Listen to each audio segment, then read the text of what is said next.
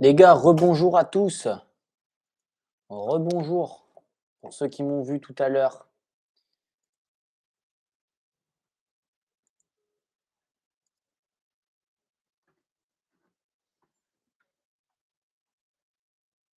On va parler, les gars, tout simplement, tranquillement, du groupe, enfin des groupes de Ligue des Champions. On va parler du groupe du Paris Saint-Germain et du groupe du FC Barcelone. Voilà. On va parler des deux groupes. Tac, je les affiche devant moi. Voilà. Ils sont là. Tac. Alors, on va faire vite. Au moins, vous pourrez regarder, vous, la vidéo tranquillement. Ça me permet d'être plutôt rapide sur la vidéo et au moins, vous pouvez je la mettrai en ligne tranquillement pour que vous puissiez voir. Désolé, les gars, de la qualité d'image parce que je suis sur la webcam de mon ordinateur. Il faut que je m'en achète une de webcam. J'essaierai de faire un peu plus de live de temps en temps. Pourquoi pas même un petit peu à la place des vidéos de temps en temps, faire des lives pour les matchs ou quoi. Ça pourrait être cool. Donc, j'achèterai le matos nécessaire quand je pourrai. En tout cas, parlons foot, parlons vrai. Les groupes sont sortis. Pour ceux qui étaient là sur le live, on était à peu près une cinquantaine en tout, cumulés sur à peu près 40 minutes. On a vu, diagnostiquer un petit peu tous ces groupes et on arrive finalement sur un groupe plutôt réussi pour le FC Barcelone, j'ai envie de dire. J'ai envie de dire un groupe plutôt réussi parce que le Barça s'en sort pas trop mal, pas mal du tout même, j'ai envie de dire. Est-ce que mon micro marche? 1, 2, 1, 2. Je sais pas s'il marche, si c'est bon. Normalement oui, mais bon. Tac, je vais me écouter en retour pour savoir si ça marche bien, que je vous fasse pas des faux espoirs. Tac.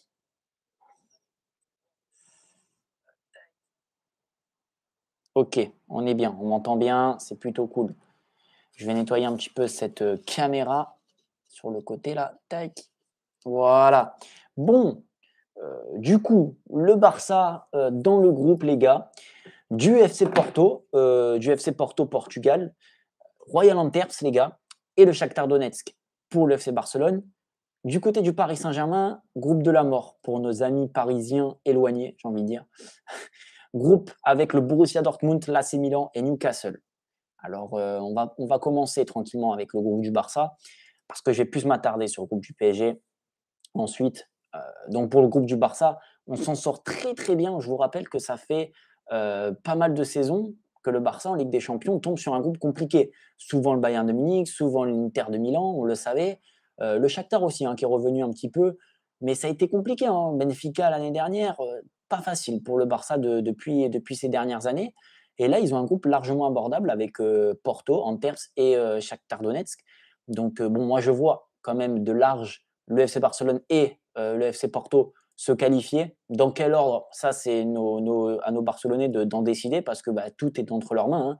Aller gagner à Porto, c'est pas forcément le plus compliqué, l'ambiance la plus hostile d'Europe, j'ai envie de dire, même s'ils sont derrière leur club, mais il y a pire. Il y a pire quand je vois le groupe du PSG ou même le groupe de Lens, le groupe de Lens, même le groupe de Naples avec le Real Madrid, Braga, Union Berlin. Pas facile, pas facile d'aller jouer dans ces ambiances-là. Pour le Barça, c'est plutôt cohérent et correct.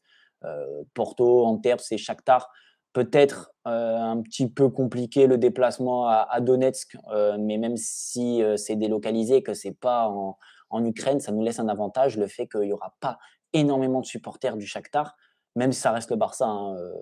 Je pense qu'il y aura un minimum d'ambiance. Mais oui, largement abordable. Le Barça va devoir rapidement se mettre au diapason et remporter, empocher le plus de points possible. Ne pas perdre le premier match pour le FC Barcelone, très important. Je ne sais pas encore dans quel ordre ça va être. Voilà les matchs. Là, il y a pas de. Là, je vois que c'est pas encore sorti. Donc, je ne sais pas exactement comment ça va être. Là, je sais qu'ils jouent contre Osasuna, le Betis, Celta Vigo. Non, c'est pas encore sorti. C'est peut-être en train d'être tiré au sort, hein, les matchs aller-retour. Mais oui, le Barça va devoir reprendre rapidement des points face à toutes ces équipes. Ils peuvent largement, on peut faire un sans faute. Voilà, on peut faire un sans faute, un 16 points, je pense. Maintenant, je dirais que le déplacement qui va être très compliqué, ça va être certainement à Porto et à Donetsk. Après, en termes, je pense que ça va le faire. Le Barça est largement supérieur à ces clubs-là. Mais oui, Shakhtar Donetsk, ça va être pas simple, mais largement à la portée du Barça et pour Porto aussi. Et les matchs à domicile, il va falloir les remporter, même si, bien évidemment, on n'est pas à domicile.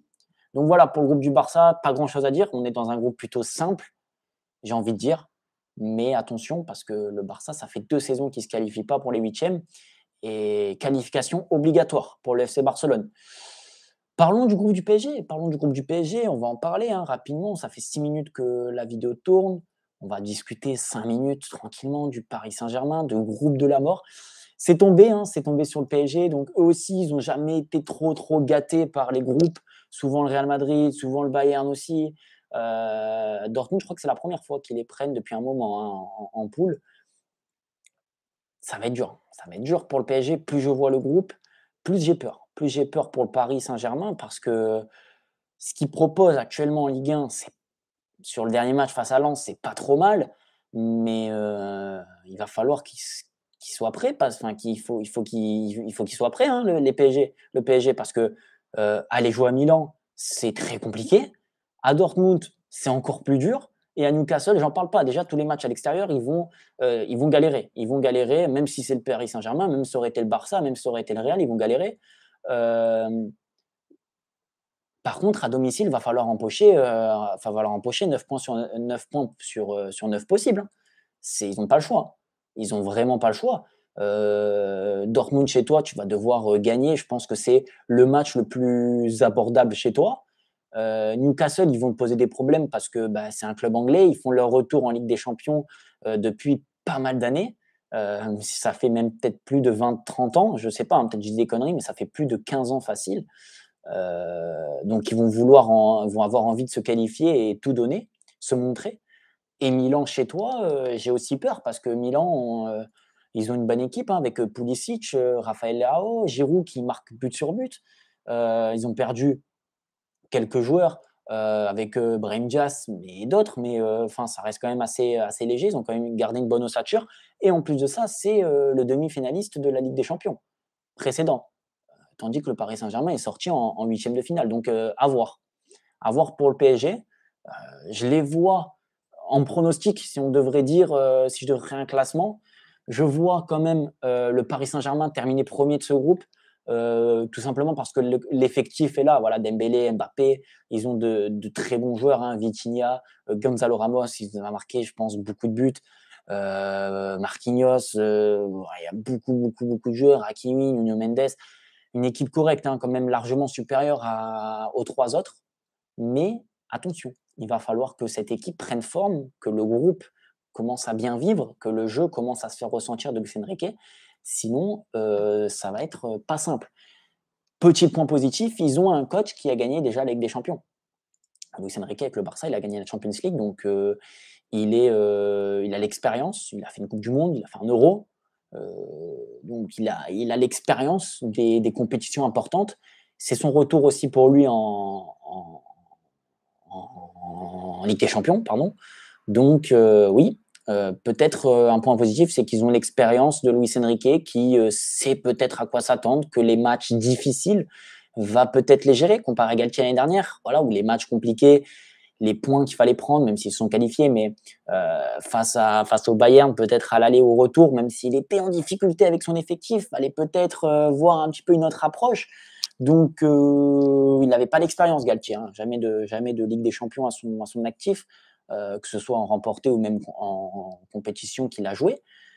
Donc oui, on aura un PSG avec un Luis Enrique peut-être plus expérimenté, Mbappé qui a déjà joué pas mal de saisons maintenant en Champions League, Dembélé qui a joué lui une demi-finale de Champions League, qui a joué pas mal de matchs aussi en Ligue des Champions. Donc oui, le PSG a de fortes chances de se qualifier. Maintenant, il va falloir que le Paris Saint-Germain comment dire, pas renoue les liens, mais oui, j'ai envie de dire ça avec déjà avec son public, premièrement, pour qu'il soit à la hauteur au match à domicile et qui, dans le jeu, en prennent de la graine parce qu'il va falloir vraiment que le Paris Saint-Germain se mette à jouer et à vraiment être intéressant dans le jeu. Sinon, ça va être compliqué.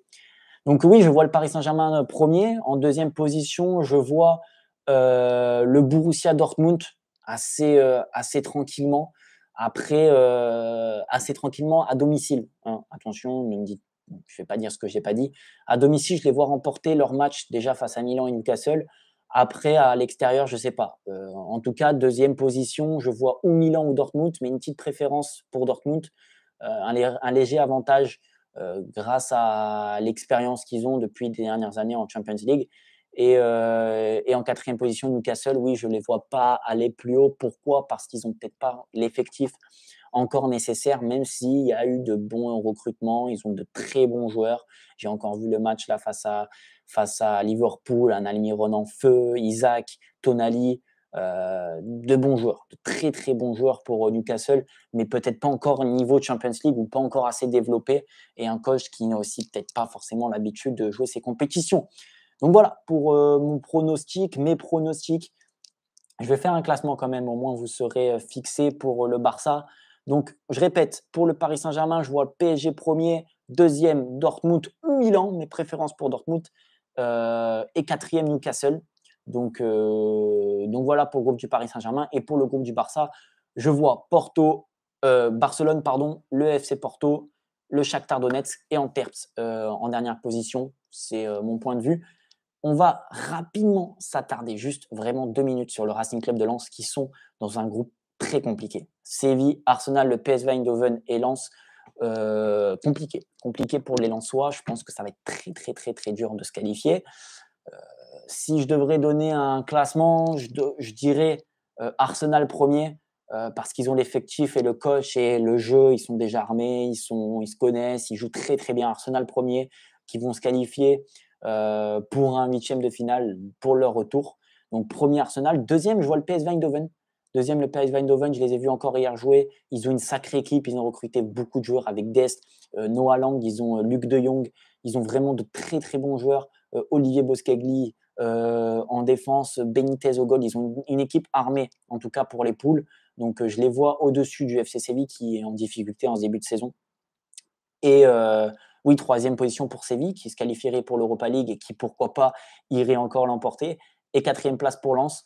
Voilà, c'est, je pense, le classement le plus logique. Après, pourquoi pas Lens, hein, pourquoi pas faire la surprise. Donc voilà, les gars, j'espère que ce petit live vous aura plu. Je vais mettre ce live en vidéo, que vous puissiez revoir ce live pour qu'il puisse rester. Et puis voilà, n'hésitez pas, vous, à me dire dans les commentaires quelle équipe vous verrez, quel classement pour le Barça et pour le PSG. Donc voilà, moi les gars, je vous dis à la prochaine. Prenez soin de vous, on fera des lives plus souvent. Donc voilà, allez, ciao les gars. Gros, t'es comme designer, on se dit trop kid. Je suis au galerie, je capte des designers. Même quand je dors, je fais de l'argent, je reçois des virements.